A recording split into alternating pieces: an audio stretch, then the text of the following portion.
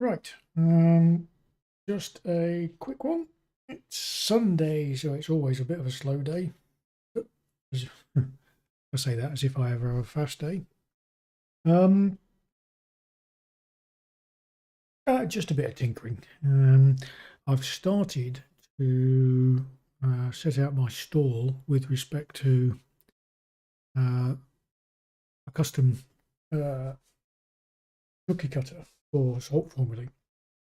Not that there aren't good ones out there already, but all of the ones out there at the moment don't quite do it for me. Some of them are too simple. In fact, the one I started basing this off was a bit too simple for what I wanted. Um, and some of them were uh, they just didn't click for various reasons. In particular, there was one which used this idea. I think I was talking about it yesterday about um, template overrides with this sort of layered file system. Now, uh, what I've come up with is a sort of halfway house. It uses a slightly more idiomatic form um, for constructing default data, and it does that using. It's probably simpler if I just show you. If I okay, let's shall we zoom that in a little bit? This could be challenging. That seems to work. Right. Okay. Maybe a bit more. Right. So if I go to actually, I might still have them open. No. Okay, so if I go to the map ginger, this is the sort of idiomatic way of doing it with a map file, and uh,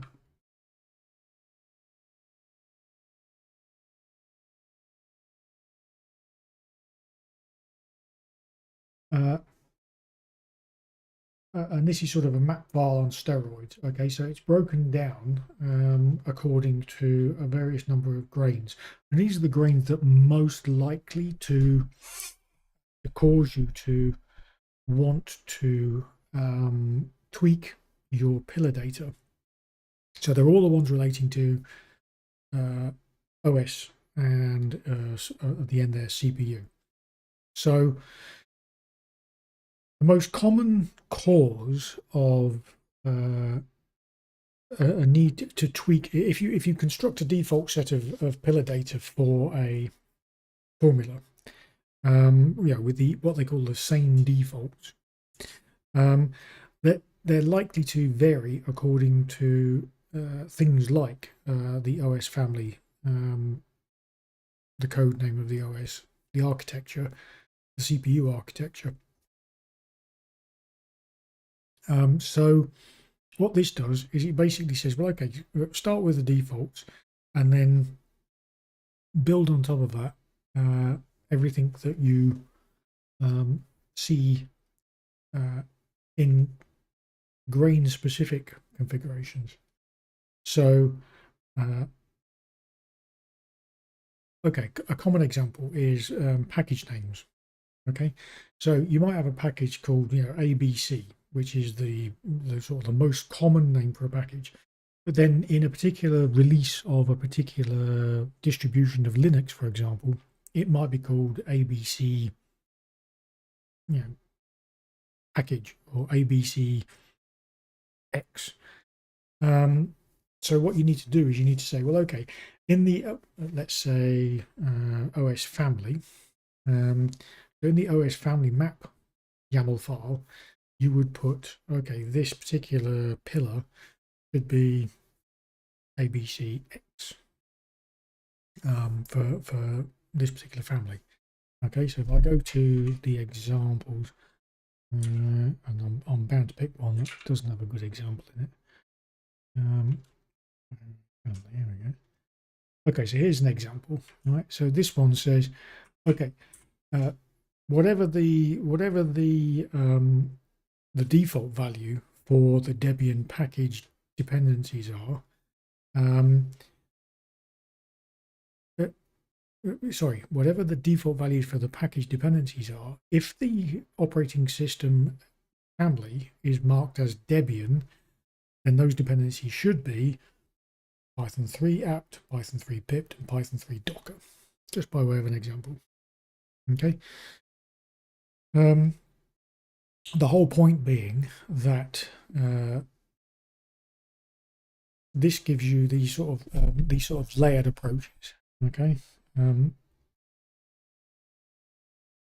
So that's what we do here. We start with the defaults, then we go to the family, the OS family, more broadly of the operating system in its broadest sense, OS finger, the code name, the operating system architecture, and the CPU architecture, and finally config lookup, which is the actual minion configuration lookup file, and then it puts all of that into this data at the very end. Okay, we give it the name data. Okay, and so if I were using it in say install, you can see that the way it gets loaded in is it gets loaded in with a line like this, where I load it in and I import data as D, mainly to save typing. Okay, and then I use it by basically referring to it directly with something like that, D package, or whatever. So so that's one way of doing the configuration. Now, another way of doing it is this idea of template override. So you've got a series of files that specify specific differences, substantial differences in the way the state is laid out.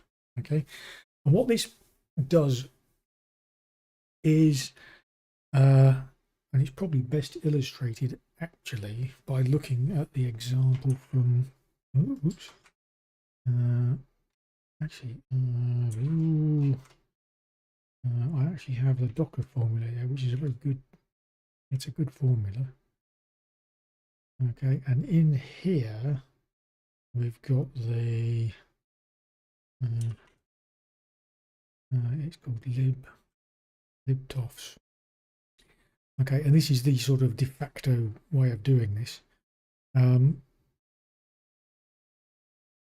Okay, so you can see here that what it does is it takes from, it's designed to be used in file manager. Okay, so it looks for the sources and it then returns something like this. So you would specify something like this: source, and then a file match, some parameters we'll talk about in a minute. And what you get back is a list of sources like this. So it's an ordered list of sources to search for in the salt file system.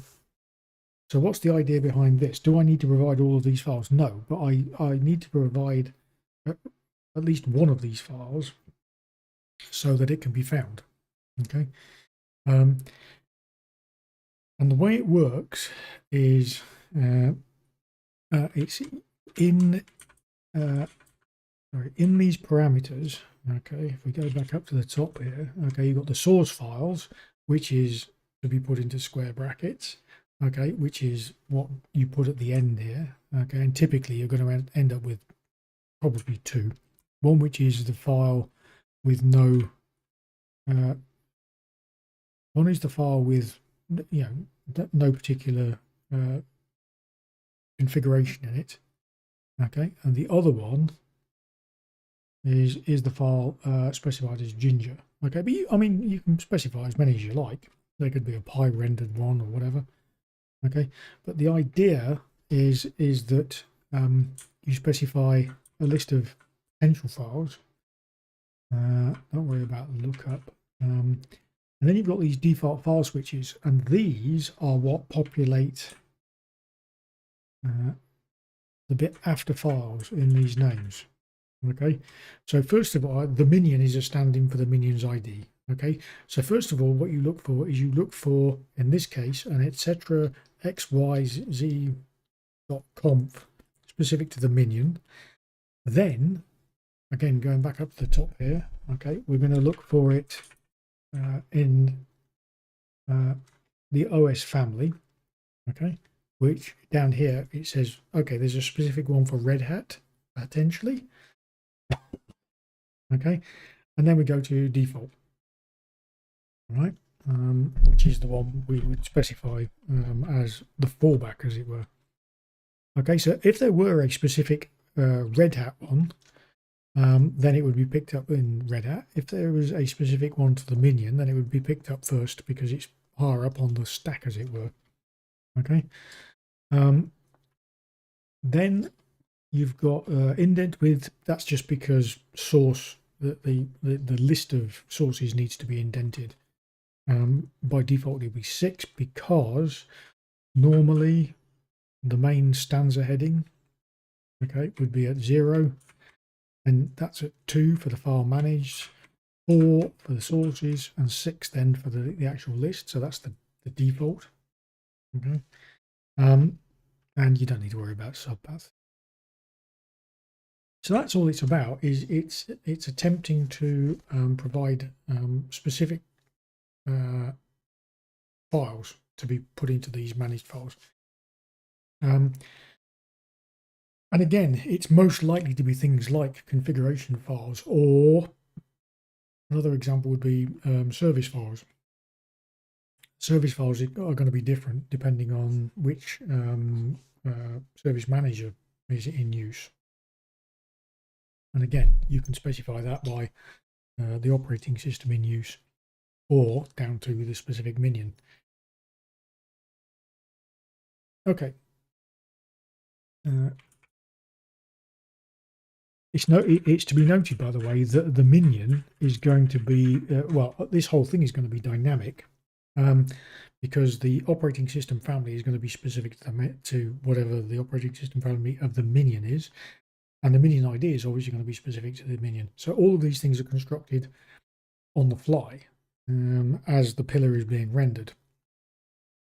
But, so, okay, so what's the advantage of this? The advantage of this is that it's generally easier to understand if you can go and look at a particular configuration file.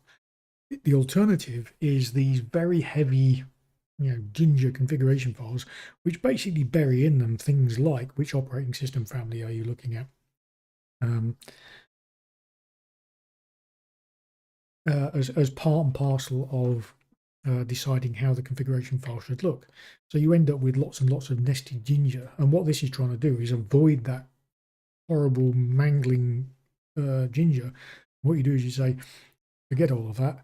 What we'll do is, if it's a Red Hat, this is the structure it's going to be. Now, you may still want to have some Ginger in there because there will still be things like the specifics of, I don't know, you may have overrides for example, the service name and things like that, or for, I don't know, maybe it's a timer service, so you may have a difference in the timer period or something like that. You want to be configurable, so you'll still want to have some Ginger in maybe. But generally speaking, it's going to be a lot less and a lot easier to understand just looking at the file, what's going on. That's what that's all about. And that's kind of neat. I kind of like that. It takes a bit of time to get your head round, but once you've got your head round it, it makes a lot of sense. Okay. So there's that. So that's the two ways of doing it. Okay. Now there is a third possibility that again is if we look at the Docker again, the Docker formula, and we go into files. There's a macro here for expanding out keyword arguments, which is kind of neat, and that's just a way of taking a dictionary and turning it into an array of key value mappings. It's a sort of nice shorthand. The point being that this Docker formula uses these two techniques I'm talking about here. So all I'm doing really is pulling those out and making them into a cookie cutter to make it easier to start from scratch.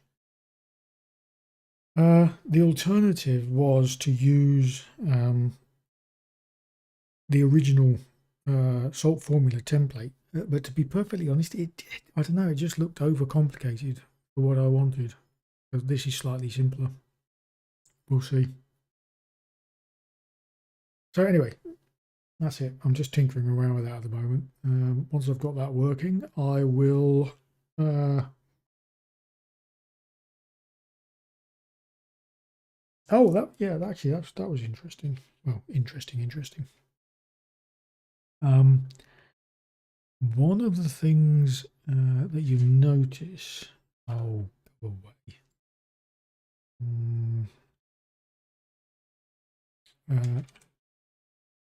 In something like, now my brain's hurting. Yeah, actually, it's in here. You'll notice this is sort of idiomatic stuff. Okay, you've got this set TPL root to be the TPL directory split and then taking the 0th element. That is equivalent to the template, the formula name. Okay, but this is the idiomatic way of doing it. The other way of doing it is to use, in the case of coookiecutter, you could actually program it in directly. I'm leaving it with this way, which is going to be slightly slower because obviously it has to do this calculation. But because it's idiomatic, I think it's clearer to most people who come to read the thing what's going on here. Yeah, everybody understands what that means when they're looking at it.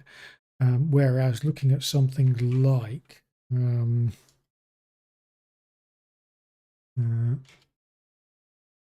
oops, that wasn't what I meant to do. If I look at something like, actually, yeah, in here, you've got this coookiecutter formula name. Okay, which again, I could use the TPL root in there. It would be the same thing. In this particular instance, I think this makes more sense because otherwise, okay, you've got to remember that the TPL root is something that is going to be calculated at runtime. That is when the pillar is being rendered, whereas the cookie formula as laid out there is actually going to be filled in at the time that the cookie runs. Which raises an interesting question. What's going to happen to that depackaging? I may have to see about that. I'm not sure. I might have to do some magic on that.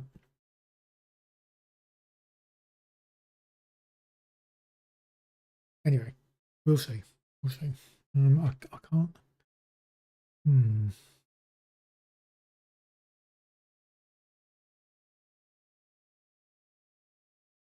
Yeah, I think.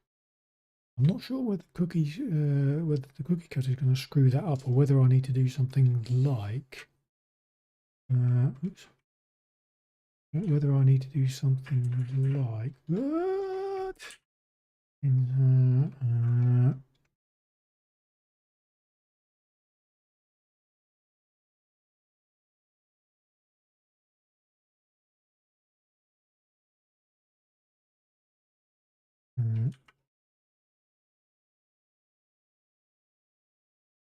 What am I doing?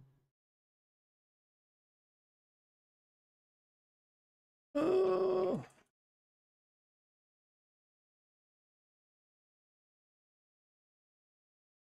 Oh, now you're just doing this to piss me off.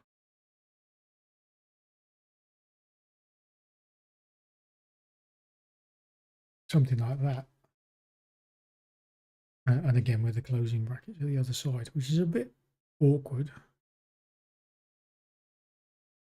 I can't believe I'd have to do that.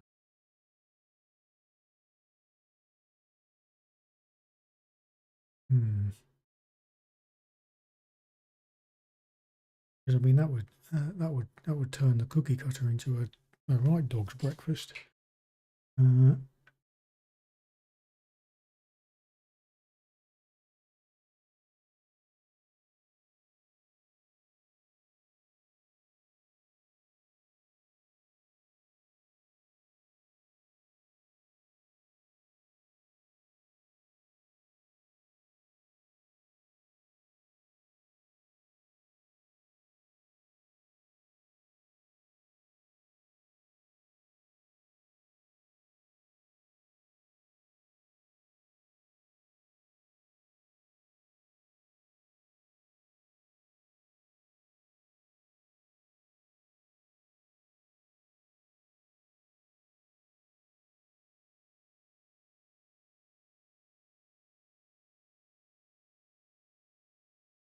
Okay.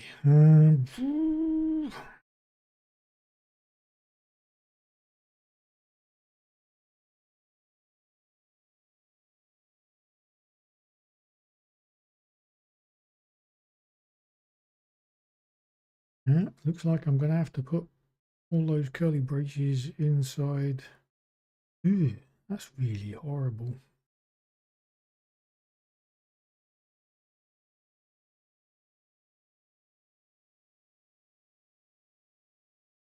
Now, it's the price we pay.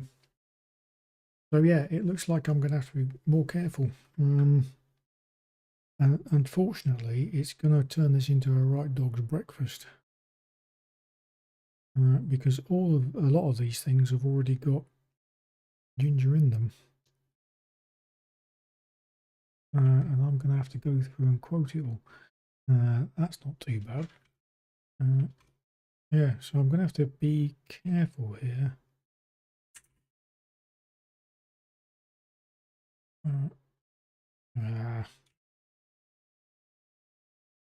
Because, yeah, if I do something like that, what I have to do is basically put these curly braces inside evaluations.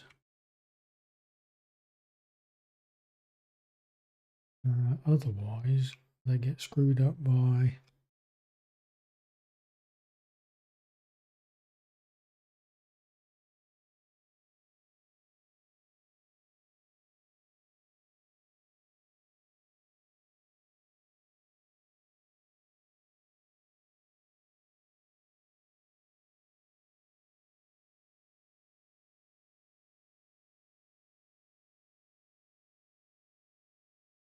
Well, I suppose that would be okay, wouldn't it?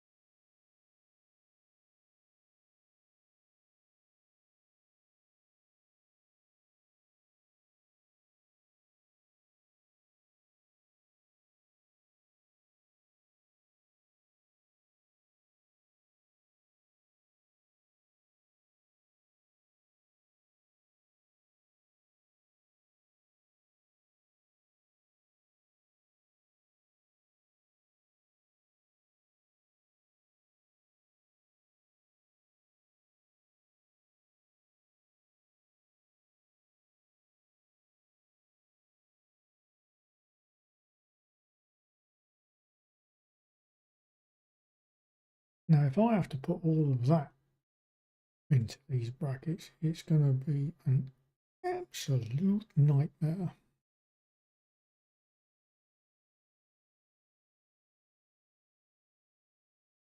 Well, it's a global substitute and replace, I suppose.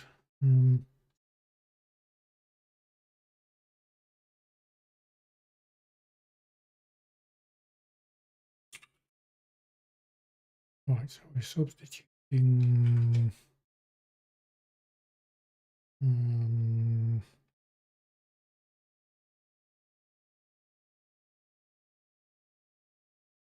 that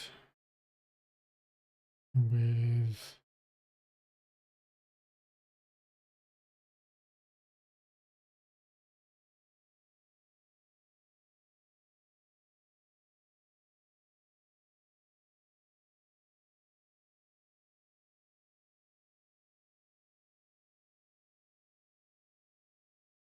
what? I want to include that. Do I want to include the minus? I suppose it really matters, does it?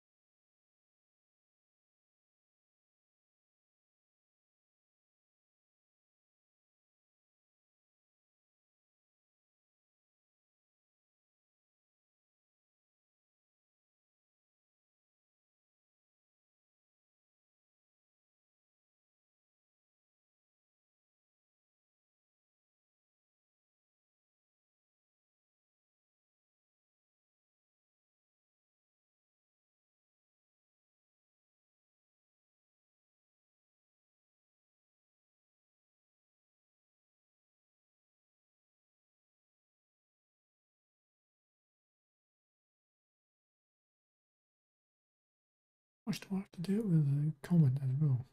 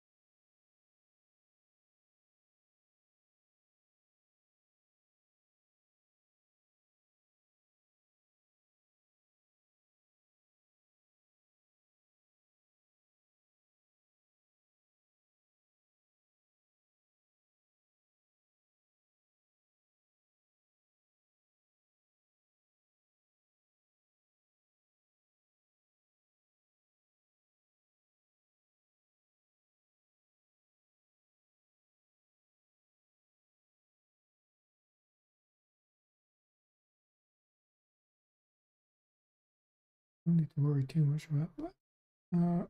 Although I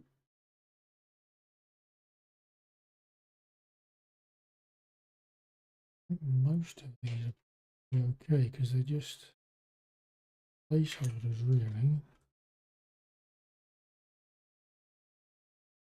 As long as there's no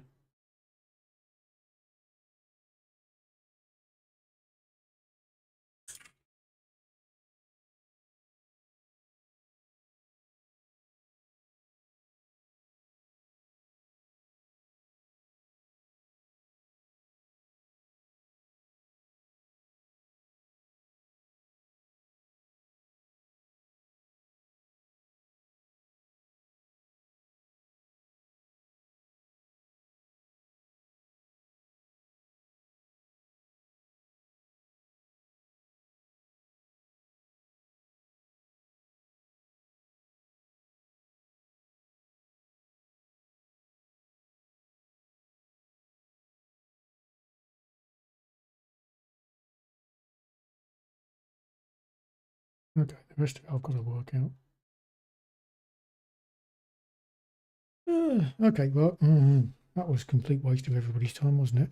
But there you go. Anyway, that's kind of where we're at. I'll finish constructing this. It's got a few more bits and pieces to go. There's also the stuff to construct around it. Because if you look in here, there's all this stuff to do as well. And I'm going to also write some decent documentation explaining it. I'm going to replace all the Vagrant file stuff with Docker stuff. So it's all in the Docker. So yeah, there's a few bits and pieces to be sorted out yet. Actually, the Docker stuff I'm doubting as well. I may promote that up to a different level. Because what we've got, I mean, I've got a concourse running in here anyway. Yeah, concourse is running in here anyway. We'll see. Okay, right, anyway, that's a problem for tomorrow.